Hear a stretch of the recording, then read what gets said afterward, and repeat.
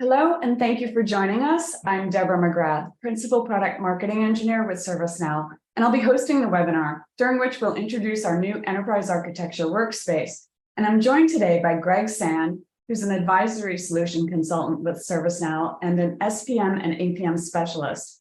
Greg has a lot of experience in this space from his work both with ServiceNow customers and firsthand as a practitioner. And also with us is Lily Suksemlane, Senior Product Marketing Manager for SPM, with special focus on application portfolio management. Greg and Lily are both frequent Last Thursday's contributors, and we're really fortunate to have both of them here speaking again today. And while most of what we'll be discussing and showing are features that are currently available as of our Utah release, I'd like to take a few seconds to point out our safe harbor notice. This presentation may contain forward-looking statements that reflect the current beliefs of ServiceNow, all based on current information available. Actual results may differ materially and should not be relied upon in making purchasing decisions. In this webinar, Lily and Greg will begin with a discussion of the current market landscape, trends, and what we're hearing from enterprise architects that may be impacting how well your own organization's application state supports your business. We'll then introduce and provide a demo of our new Enterprise Architecture Workspace. We'll follow that with a chat about our APM strategy. And then we'll share a few upcoming events you'll want to have on your radar, as well as some valuable APM and Enterprise Architecture Workspace resources. As always, we'll have a few minutes at the end for Q&A, but please feel free to submit your questions during the webinar as well. Welcome, Greg and Lily. Thanks, Deborah. In today's economy, there's a lot of uncertainty and risk that we're hearing in the news. There's layoffs and looming recession. Companies are trying to move forward only with parts of their business that have been demonstrating their ability to add to the bottom line and eliminate non-value add areas to reduce costs. Fast decisions need to be made with each economic news. Part of cost reduction includes reviewing the applications that support the business, bring value, and eliminate wasted spend as fiscal belt tightening increases. But it's not just about eliminating applications to reduce costs. Organizations need to know which applications provide value and which support the business in their strategy.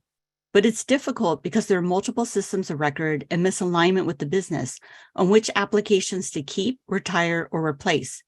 By removing applications without understanding the why, customers are adding risk to the business by eliminating core applications that support the bottom line. Greg, how do enterprise architects make meaningful real-time decisions? Lily, that's a compelling problem that requires insight into what analysts are saying in combination with some of our insights from our own enterprise architects and product management. The landscape for enterprise architects continues to change quickly, doesn't it, Greg? What are the insights telling us about the critical components and solutions they need to succeed in supporting the business and the rapid pace of change? As you can see in this next slide, Lily, the solutions and capabilities that align to the market trends and what is needed to drive rapid change really help us focus on the critical outcomes and keeping technology boundaries, all while giving the business the ability to shift quickly as markets aggressively shift. For example, let's take a look at what's happening with ChatGPT and AI. OpenAI released its first prototype in November, and look how aggressive that market is responding and taking action across various industries. Truly amazing. Greg, you've had an opportunity to work with our customers over the years. What are you hearing lately on what their pain points are, and what challenges does the enterprise architect face? What's top of mind for them?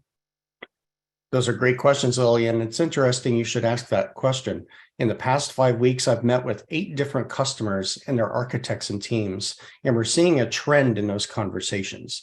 The pain points, the challenges, and the needs to progress and react swiftly to the needs of the business are broad and wide.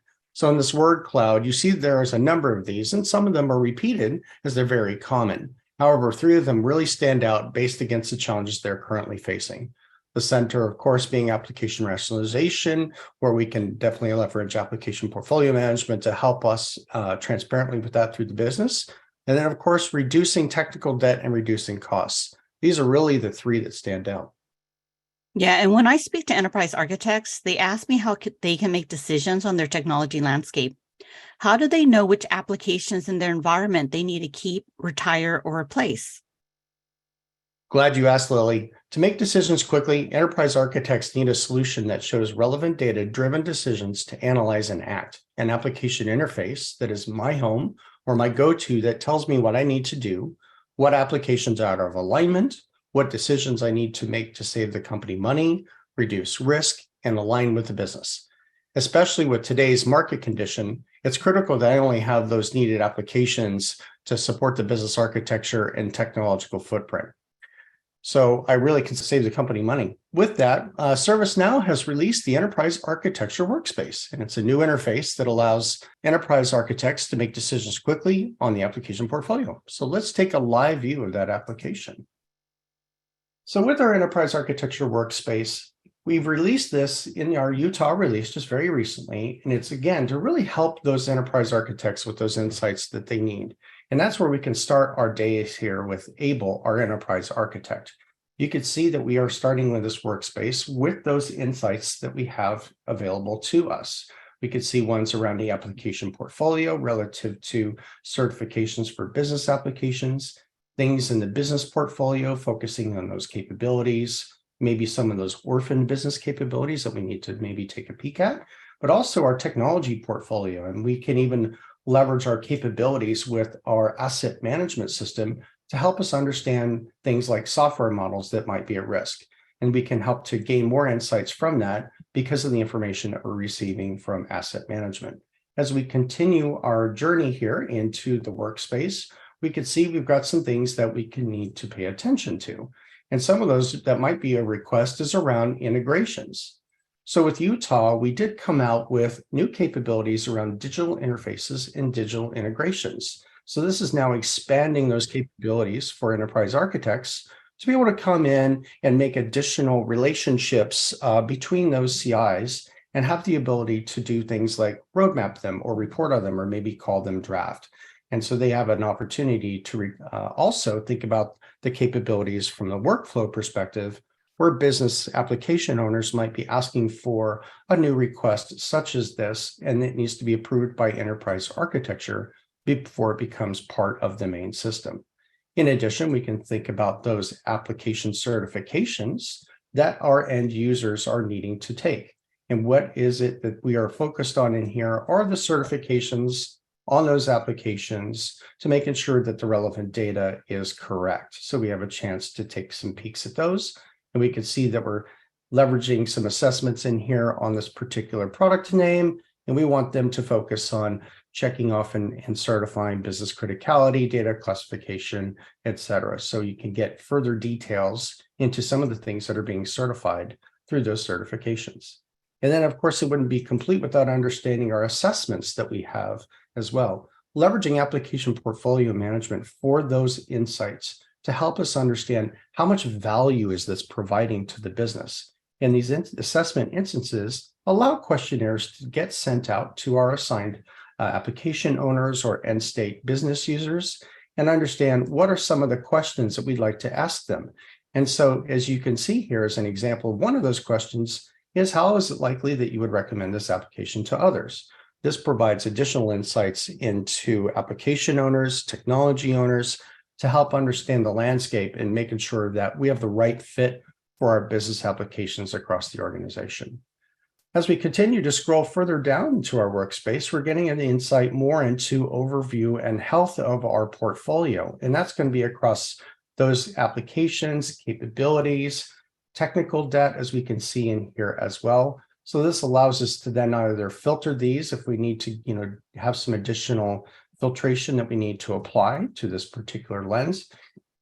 And we can see that we maybe want to drill into these. So which one of these business applications have technical debt?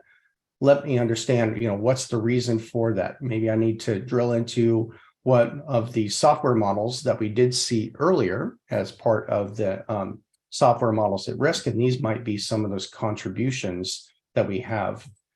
As we continue into our portfolio health, we can see we've got this broken up into another different widgets, maybe business applications without capabilities, or we can focus, on ones that don't have architectural artifacts, or even ones with digital interfaces. So even focusing on, which ones may or may not have additional data. Continuing our journey in here into the workspace, we can think about our business portfolio and take a look at that business architecture.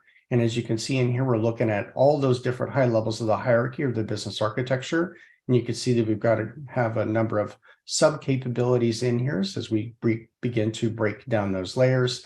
And as we begin to break these down even further, we can take a look and see what those applications are that aligned to those business capabilities. And we can see we have a number of them here. We're getting a chance to see some of the scoring that needs to be done against these capabilities overall. And of course, focused on our scoring models that we give our business applications, we get insights to the people and the process and the technology that we have. So we're leveraging the human interaction between those assessments that we saw earlier, as well as focused on, technology-driven decisions to help round out our scoring. And then to complete our demonstration here of the workspace, let's finally just get to your classical list view. So this allows you to then think about all those components that are important to enterprise architects. And we can very easily list any of these out to understand, what are some of these components that we need to look at? What are the business processes that are involved? What are the business capabilities? And even the ability to filter and bring additional column sets in for additional visibility into that data. And then lastly, we'll round that off with the ability to create your own lists. So this allows you to either pick an existing list that we offer with the product default, or you can even create your own. So this is going to allow you to then focus on some of those tailored lists, maybe, you're in your enterprise because you have so many different business capabilities, business applications. You may want to have your own list that's focused for you into what you own. So that wraps up our demonstration for the Enterprise Architecture Workspace released in Utah. Back over to you, Lily. Great. Thank you, Greg. That was a great demo. I can see how the Enterprise Architecture Workspace and application portfolio management can help enterprise architects with reducing costs, minimizing risks, and aligning with the business. Let's take a look at the APM strategy, which is exactly in line with what you just demoed. The application strategy for Enterprise Architecture Workspace and application portfolio management is laser focused on how we can help the enterprise architects achieve faster time to value and align and support the business in this changing economy. Enterprise architects will continue to see improvement on how they can further reduce costs and reduce risk with increased usability and important insights right on the homepage without having to drill down and dig into many screens. To wrap this up, there are 3 takeaways from this session. The first one is one system of record. Enterprise Architecture Workspace and Application Portfolio Management provides one system of record for all of your business application inventory, making it the single source of truth.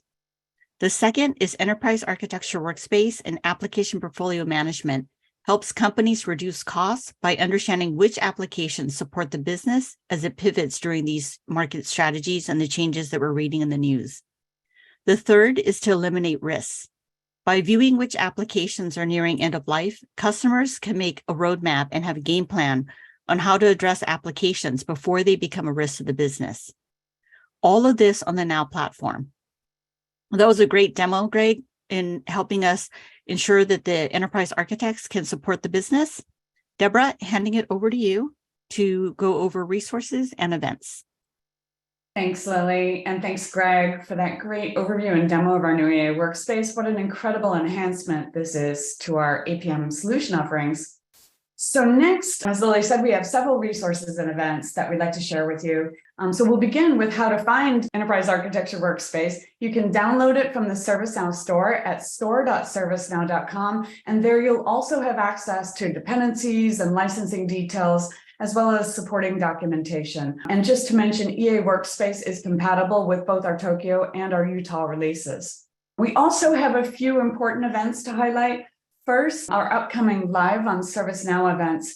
Due to our Knowledge 23 event in May, which we're going to talk about in a second, we will not be having a last Thursday's webinar next month in May, but we plan to reconvene in June. Please note that you can view this webinar again and access any of our prior Last Thursday's webinars on our YouTube Last Thursday's playlist. Use this tiny URL or scan this QR code in the upper right-hand quadrant of this screen for our Last Thursday's playlist. later today, in fact, in a short while from now at 10 a.m. Pacific, just about, when we have another APM webinar on modeling architecture diagrams on APM with Designer. So you can register for this, and again, all the SPM and APM live on ServiceNow events at community.servicenow.com. We're all super excited about our upcoming Knowledge 23 event. It will be held once again at the Venetian Hotel in Las Vegas from May 14th to 18th. I'm going to pause just for a couple seconds to let you scan this QR code for additional information, including registration details. And just to point out that anyone who's attended one of our knowledge events can tell you what a valuable conference it is. And we really hope we'll see you there. We also have some workshops. So ServiceNow is offering several hands-on workshops for technology workflows, including some for ITOM and ITAM, as well as SPM and APM. And these workshops are being offered in multiple cities across the United States. Scan this QR code for those details, and I'll just wait just a couple seconds so you can grab that. Finally, you can also find many additional APM and Enterprise Architecture Workspace resources on our community site under Product Hubs, then navigate to Application Portfolio Management. Now we're going to turn to our Q&A. Lily and Greg, I think we've had some questions coming in that I know you'd like to answer, so I'm going to invite you back to speak. Let's see. I'll go through a few questions here. The first one is, Greg, how does an enterprise architect get started? For instance, do they start with inventory analysis, or what are the steps to help the enterprise architect get started with their application portfolio management journey?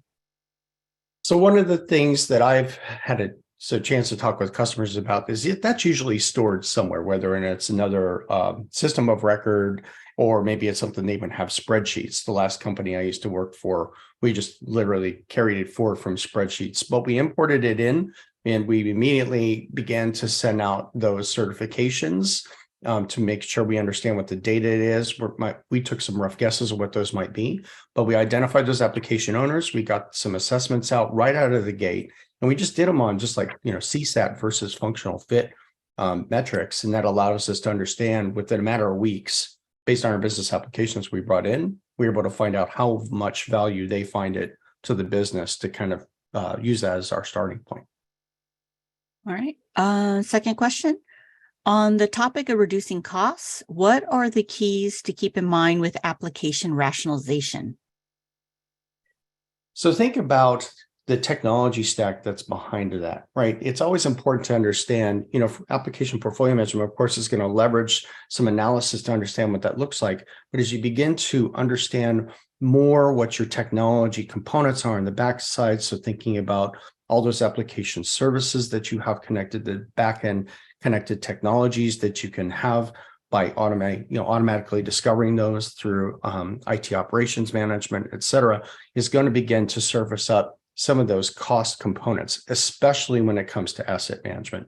We talked about the software modeling earlier, being able to understand what's the cost of that software to the business, how is that contributing to an overall cost from an application perspective. So how do we, think about that and connect those together so we have a complete picture on where we need to reduce that cost and spend. So on that topic of complete picture, and then you also mentioned asset management, which is our ITAM application. There's another question here about compliance. So are there any dimensions to an application related to compliance? And maybe we can also add in the integration of APM with GRC. Yes, that's exactly correct. And I believe someone was trying to answer that live. But yes, GRC really allows us visibility into that. We didn't demonstrate that today, but you can definitely get a footprint onto our risk management capabilities on the platform, and even things like SecOps as well, and understanding what type of security components we have that are impacting our business applications. Okay, let's see. Will the digital integration table be available to all users, regardless of APM license status, like we do with other CSDM core tables? At this time, it is currently part of application portfolio management, but I know that is one that has been brought up to the organization. So I think we're looking at it beyond that for a CSDM core table. Okay, and then I have two related questions. I'll ask the first one and then go on to the second. The first is the EA workspace licensed separately from APM? It is licensed with APM. Okay, great. Yeah, so customers can go into the store as we've shown on the PowerPoint. And if you have an APM license, you can download the Enterprise Architecture Workspace through the store and take advantage of that. Next one is, how aligned do you need to be to take advantage of the Enterprise Architecture Workspace? And what are the dependencies of HAM and SAM Pro? Those are good questions. So let's take the first one around how do you need to be able to take advantage of it? When I say alignment, it really is that first starting point to say, when I do my assessments, it's a great way to find out from the business right away to find out what that looks like. So the Enterprise Architecture Workspace is going to continue to add value as you continue to add some of those components. So it really kind of depends on some of your approaches relative to some of those insights, understanding, how have you built out your business application, business capability connections to give insights, what's missing data, what's orphaned. And then also from the HAM and SAM Pro, the dependencies are really, thinking about more about those technological components to give you a bigger picture of those business applications. So the more that you invest in other areas of ServiceNow, especially with HAM and SAM, it's going to begin to automate that for you without having to do any manual data entry or those components. So you can naturally, bring in another system of record. ServiceNow has a lot of integration capabilities for other systems of record to bring that in. But ultimately, having all of the data in ServiceNow is going to give you the highest value that you're looking for.